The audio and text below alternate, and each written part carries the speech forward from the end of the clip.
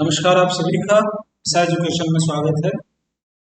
आज जिस टॉपिक पर हम लोग बात करने जा रहे हैं वो टॉपिक है हमारा डिस्क्रिप्टिव रिसर्च, वर्णनात्मक अनुसंधान कहा जाता है। इस टॉपिक के अंतर्गत हम ये देखने वाले हैं कि डिस्क्रिप्टिव रिसर्च क्या होती है, कौन कौन से स्टेप्स इन्वॉल्व होते हैं इसमें, और कितने तरीके की डिस्क्रिप्टिव रिसर्च होती हैं जो सामान्य रूप से सोशल साइंसेज में करी जाती हैं, क्या क्या उनकी विशेषताएं हैं, उनके स्टेप्स क्या होते हैं, इन सब टॉपिक पर हम बात करेंगे।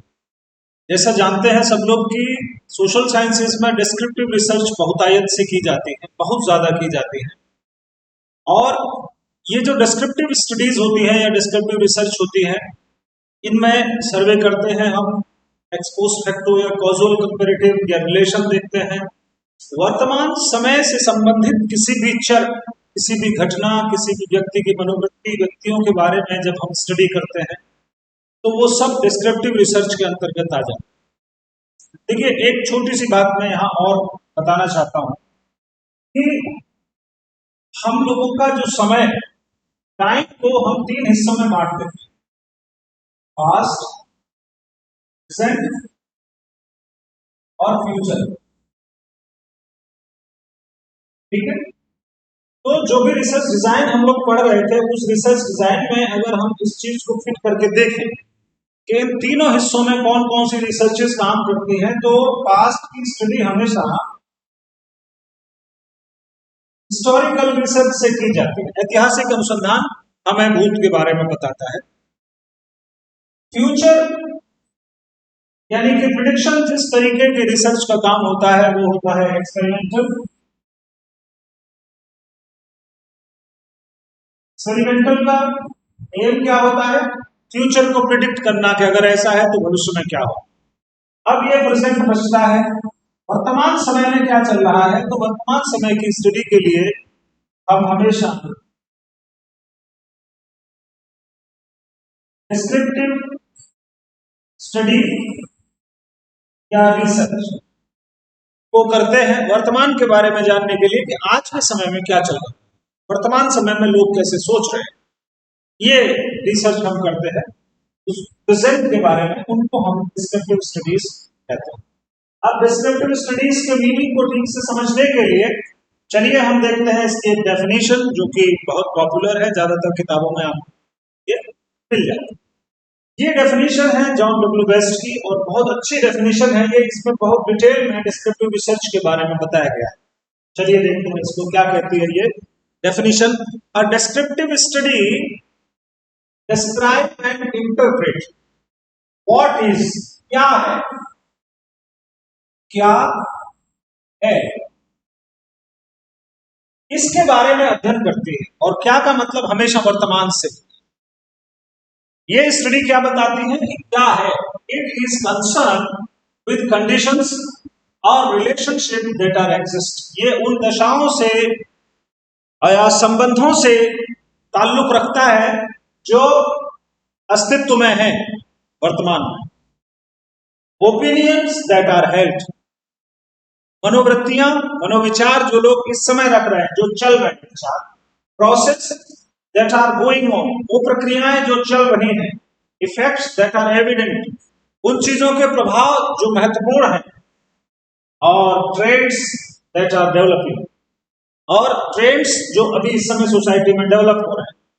It is primary concern with present, ये मौलिक रूप से, प्राथमिक रूप से वर्तमान के अध्ययन से संबंधित होते हैं।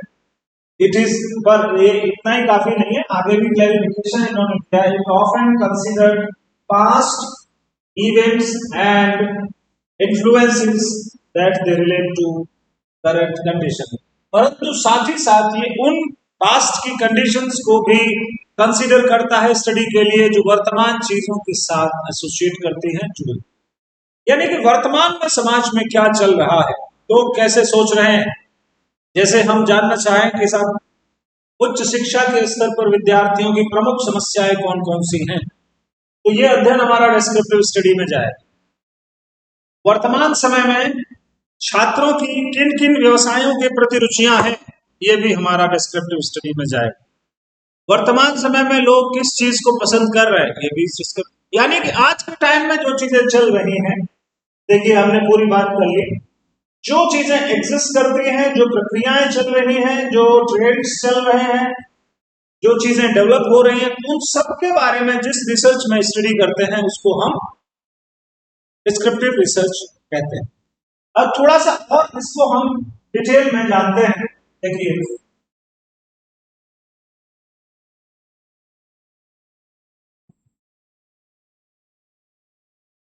कुछ और बातें भी हैं जो बहुत महत्वपूर्ण है, जो डिस्क्रिप्टिव रिसर्च के बारे में हमें जानने की चाहिए। जैसे descriptive research is a type of research that is used to describe the characteristics of the population. It collects the data that are used to answer a wide range of questions like what, when, how. एक और बात इसमें ध्यान रखने की है, मान लीजिए बहुत बड़ी पॉपुलेशन है,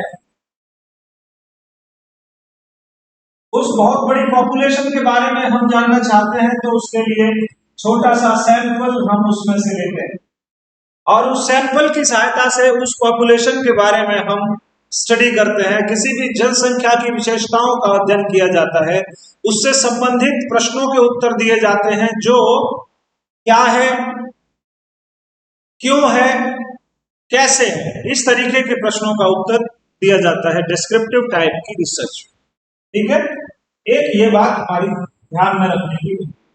अब सामान्य रूप से डिस्क्रिप्टिव स्टडीज जब की जाती हैं तो इन जनरल कौन कौन से स्टेप्स होते हैं जिनका हमें ख्याल रखना पड़ता है, ध्यान रखना पड़ता है। तो एक जनरल क्लासिफिकेशन में यहां पर उन स्टेप्स के बारे में बता रहा हूं जो स्टेप्स इसमें इन्वॉल्व होते हैं। स्टेप्स ठीक है, कौन कौन से होते हैं, यहीं से शुरू करते हैं। एक नंबर से कहां से शुरू होती है डिस्क्रिप्टिव रिसर्च? तो डिस्क्रिप्टिव रिसर्च हमेशा शुरू होती है समस्यात्मक परिस्थिति का विवेचन करने से। कोई परिस्थिति है, जब हम उसको देखते हैं, उसका इंटरप्रिटेशन करते हैं, वहां से ये पैदा होती है, यानी कि प्रॉब्लमैटिक सिचुएशन। प्रॉब्लमैटिक सिचुएशन, समस्यात्मक परिस्थिति उत्पन्न होती है, फिर ये अनुसंधान शुरू किए जाते हैं और समस्यात्मक परिस्थिति के बाद अनुसंधान के प्रश्न और समस्या का निर्धारण किया जाता है। समस्यात्मक परिस्थिति के बारे में जानने के बाद में फिर रिसर्च क्वेश्चन एंड प्रॉब्लम। दूसरी चीज होती है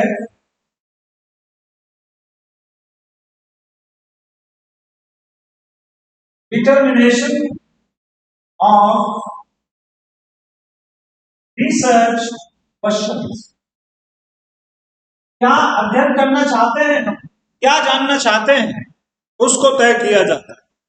ठीक है, उसके बाद फिर हम हाइपोथेसिस को बनाते हैं, फॉर्मुलेशन ऑफ हाइपोथेसिस, परिकल्पनाओं का निर्माण करते हैं कि भाई ये प्रश्न हमारे सामने है तो इसका संभावित समाधान क्या हो सकता है, वो हम करते हैं। उसके बाद हम क्या तय करते हैं, पॉपुलेशन एंड सैंपलिंग। जनसंख्या हमारी जो थी उसमें से एक छोटा सा टुकड़ा हम अध्ययन के लिए चुन लेते हैं जिससे हमें डेटा कलेक्ट करना है। ठीक, उसके बाद में फिर नेक्स्ट स्टेज होती है सिलेक्शन ऑफ टूल। सिलेक्शन के अलावा कंस्ट्रक्शन भी होता है। मान लीजिए हमें अपनी समस्या के अध्ययन के लिए टूल नहीं मिल पा रहा है अप्रोप्रिएट, तो हम बना भी सकते हैं। सैंपल, सैंपलिंग हो गई हमारी, उसके बाद टूल हम देखते हैं, उपकरण का चयन कर लेते हैं और उसके बाद होता है हमारा data collection, data collection, scoring and interpretation. ये सब हम करते हैं। इसके बाद हम जाते हैं testing of hypothesis, testing of hypothesis, परिकल्पनाओं का परीक्षण करते हैं हम उस डेटा के रिजल्ट्स के बेस पे, और उसके बाद हम लास्ट में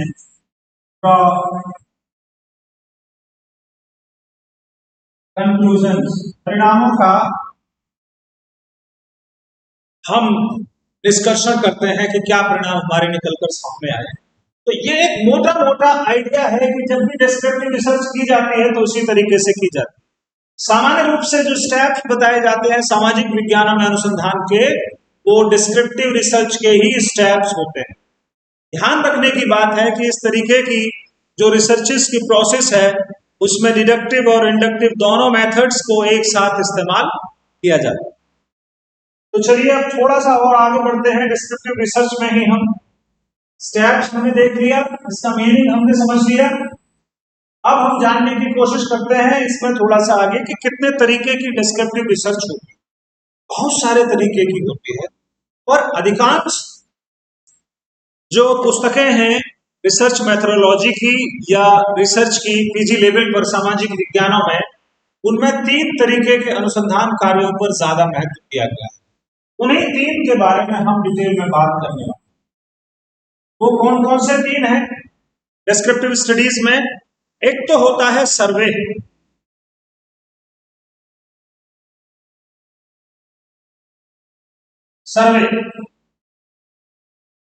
सर्वेक्षण अनुसंधान, सर्वेक्षण अनुसंधान, ये डिस्क्रिप्टिव रिसर्च का एक प्रकार है। कुछ किताबों में ऐसा भी लिखा हुआ आपको मिल सकता है कि सर्वे जो है वो डिस्क्रिप्टिव स्टडी करने का एक मेथड है। ये बात भी सही है, और मेथड क्योंकि इतना ज्यादा प्रभावशाली है, इतना ज्यादा प्रचलित है, उसके द्वारा किए जाने वाले अनुसंधानों को उसी टाइप का नाम भी दे दिया जाए। सर्वे रिसर्च का नाम भी आपको बहुत सारी पुस्तकों में लिखा हुआ। एक और तरीके के अनुसंधान किए जाते हैं, वो किए जाते हैं कारणीय तुलना संबंधी अनुसंधान, जिनको कॉजुअल कंपैरेटिव रिसर्च कहा जाता है। कॉजुअल कंपैरेटिव रिसर्च, और इसी रिसर्च को एक्स पोस्ट फैक्टो रिसर्च भी कहा जाता है। ये दूसरा टाइप है डिस्क्रिप्टिव स्टडी का जो काफी महत्वपूर्ण है। और एक तीसरा टाइप और है जिसको बोला जाता है correlational research.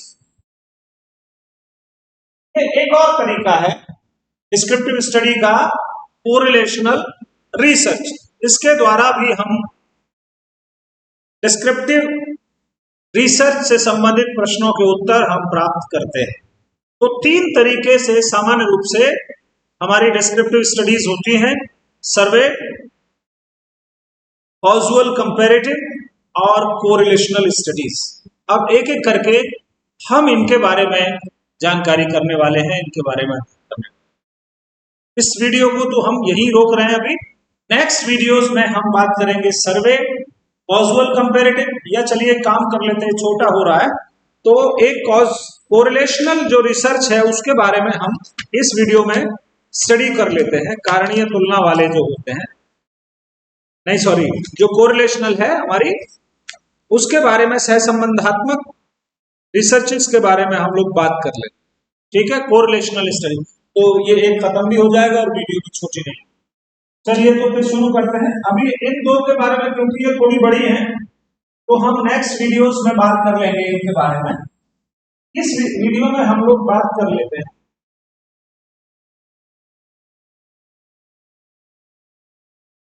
Correlational research. Hindi में इनको नाम दिया जाता है सहसंबंधात्मक अनुसंधान। ठीक है, सह संबंधात्मक अनुसंधान। नाम से ही स्पष्ट हो रहा है कि ये अनुसंधान किस प्रकार का होगा। जाहिर सी बात है कि दो चर होंगे x और y, इन दोनों चरों के बीच सहसंबंध क्या है इसके बारे में इस अनुसंधानों में अध्ययन किया जाएगा। कोरिलेशनल स्टडीज जो होती हैं, सहसंबंधात्मक जो अनुसंधान है, उन अनुसंधानों को शुरू करने का जो श्रेय जाता है सामाजिक विज्ञानों में, वो जाता है फ्रांसिस गाल्टन और पियर्सन। ठीक है, गाल्टन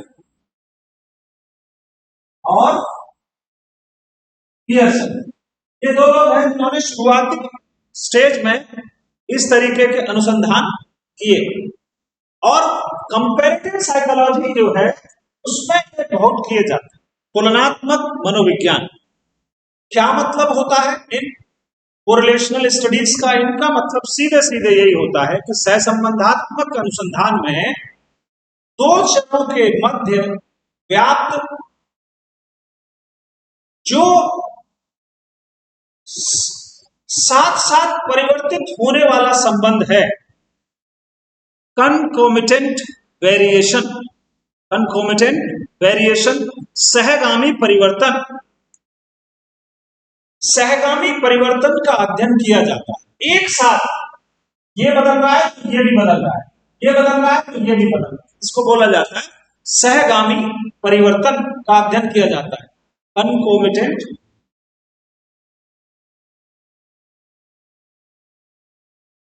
वेरिएशन, हिंदी में कहते हैं सहगामी परिवर्तन। इसकी स्टडी की जाती है कोरिलेशनल रिसर्च में। सहगामी परिवर्तन तीन तरीके का हो सकता है, या तो ये पॉजिटिव हो सकता है। पॉजिटिव का मतलब है ये बढ़ रहा है तो ये भी बढ़ रहा है, ये घट रहा है तो ये भी घट रहा है, ये तो है पॉजिटिव कोरिलेशन। दूसरा होता है निगेटिव, ये जो सहगामी परिवर्तन है ये निगेटिव कैसा, ये बढ़ा ये घटा, ये घटा ये बढ़ा, ये निगेटिव है। और तीसरा होता है जीरो रिलेशन। जीरो का मतलब है ये बढ़ा, इससे कोई मतलब नहीं है, घटेगा बढ़ेगा कुछ नहीं कह सकते, ये घटा इसके बारे में कुछ नहीं कह सकते। ये तीन तरीके के सामान्य रूप से हो सकते हैं। अब थोड़ा सा इसका मीनिंग भी जान लेते हैं सहसंबंधात्मक अनुसंधान। गलेन नाम के एक आदमी हुए हैं, इन्होंने कोरिलेशनल स्टडीज को डिफाइन किया है, कोरिलेशनल रिसर्च को, और वो कहते हैं कि correlational techniques are used to ascertain the extent to which two variables are related, that is extent to which the variation in one factor corresponds with the variation of other। बात वही है जो अभी हम बात कर रहे थे कि इस तरीके के अध्ययनों में क्या होता है, एक वेरिएबल के परिवर्तित होने के फलस्वरूप दूसरे वेरिएबल में जो परिवर्तन आ रहा होता है उस चीज का अध्ययन किया जाता है। एक वेरिएबल में चेंज हुआ तो उसके करस्पॉन्डेंस में दूसरे वेरिएबल में क्या चेंज आया, इस चीज की स्टडी की जाती है, कोरिलेशन। ठीक है, इस प्रकार के अध्ययनों में दो चरों के कारणों की जानकारी की जाती है कि क्या कारण है परिवर्तन का, परंतु होता यह है कि इसमें इंडिपेंडेंट वेरिएबल जो है उसका मैनिपुलेशन नहीं किया जाता है। इसी कारण से इनमें कॉजुअल रिलेशन यानी कि कॉज एंड इफेक्ट का रिलेशन जो है वो नहीं देखा जा सकता। कॉज एंड इफेक्ट का जो रिलेशन होता है दो वेरिएबल में, एक कॉज है और एक इफेक्ट है, ये चीज कोरिलेशनल रिसर्च में नहीं देखी जाती है। ठीक है, दो चीजें बस साथ साथ घटित हो रही है ना, काफी। ठीक है, तो कारण नहीं बताए जा सकते, और यही इस तरीके के अनुसंधानों की सबसे बड़ी कमी भी मानी गई है। The fundamental weakness of correlational study is inability to specify cause and effect relationship. सहसंबंधात्मक अनुसंधानों की मूलभूत कमी यह है कि दो चरों के बीच में कारण और प्रभाव के संबंध को ये स्थापित नहीं कर सकते। ये तो ये बता सकते हैं कि ये दोनों चीजें साथ साथ हो रही हैं, पर क्या चीज किसका कारण है ये नहीं बताया जा सकता। ठीक है, यानी कि जैसे मान लीजिए थॉट्स और इमोशन के बारे में स्टडी करना चाहें, अच्छे थॉट्स हमारे दिमाग में चलेंगे तो हमारे अच्छी फीलिंग्स आएंगी अंदर। अब यहां पर इस चीज को तय नहीं किया जा सकता कि थॉट्स की वजह से इमोशन बदल रहे हैं या इमोशन की वजह से थॉट्स बदल रहे हैं, ये कारण नहीं उसमें ठहराया जा सकता। इसीलिए ये कहा जा सकता है कि सहसंबंधात्मक अनुसंधानों में एक परिस्थिति के चरों की पहचान करके उनको मात्रात्मक रूप प्रदान कर उनके संबंधों को ज्ञात कर लिया जाता है कि इसके और इसके बीच में क्या संबंध है। और भविष्य कथन जो है वो इस कोरिलेशन की मात्रा पर डिपेंड करता है। हम इस तरीके के जो रिसर्चेस हैं उनमें प्रिडिक्शन केवल इस आधार पर कर सकते हैं कि इन दोनों की अकरेंस कितनी स्ट्रांगली साइमल्टेनियस है, एक दूसरे के साथ जुड़ी हुई है। जितना मजबूती से ये दो चर एक दूसरे के साथ जुड़े होंगे उतना ही भविष्य कथन करने की क्षमता बढ़ती चली जाती है। एक के बदलने पर दूसरा बदलेगा। इन अनुसंधानों में सहसंबंध का परिमाण और उसकी दिशा का पता चलता है। कितनी मात्रा में है ये रिलेशन की मात्रा पता लगती है। ठीक है, रिलेशन की मात्रा, कितना मजबूत संबंध है ये पता लग जाता है। कितने परसेंट ये होगा तो कितने परसेंट दूसरा घटित होगा इसके साथ में। ठीक, और दूसरा पता लगता है डायरेक्शन, पॉजिटिव है नेगेटिव है, कौन सी डायरेक्शन में होगा सहसंबंध, इसके बारे में भी पता चलता है। ठीक है, तो कुल मिला के ये जो बातें हैं ये कोरिलेशनल रिसर्च की हैं साहब। और कोरिलेशनल रिसर्च दो चरों के बीच संबंधों के अध्ययन करने वाले रिसर्चर्स को कहते हैं कि इन दो चरों के बीच क्या संबंध है, वो कोई भी हम अपने अध्ययन की सुविधा की दृष्टि से चुन सकते हैं। जैसे मान लीजिए छोटे बच्चों पर कोई स्टडी हम कर रहे हैं उनके आत्मविश्वास की, और आत्मविश्वास की स्टडी कर रहे हैं in relation to their socio economic status. इन दोनों चरों के बीच क्या संबंध है, तो हम ये देखेंगे कि दोनों साथ साथ किस तरीके से घटित हो रहे हैं। क्या जहां पर सामाजिक आर्थिक स्तर अच्छा है वहां पर बच्चों में आत्मविश्वास भी अच्छा है, और कितने परसेंट लोगों का अच्छा है तो यहाँ डायरेक्शन, और यहाँ पर उनका जो है मैग्नीट्यूड पता लगेगा कि कितना स्ट्रांग रिलेशन है। कारण नहीं बता सकते पक्के तौर पर, सिर्फ सहसंबंध की दिशा और उसके मैग्नीट्यूड से ही तसल्ली करनी। तो ये है साहब कोरिलेशनल रिसर्च। फिर मिलते हैं नए वीडियो में सर्वे और कॉजुअल कंपैरेटिव यानी एक्स पोस्ट फैक्टो रिसर्च के साथ। Thank you so much.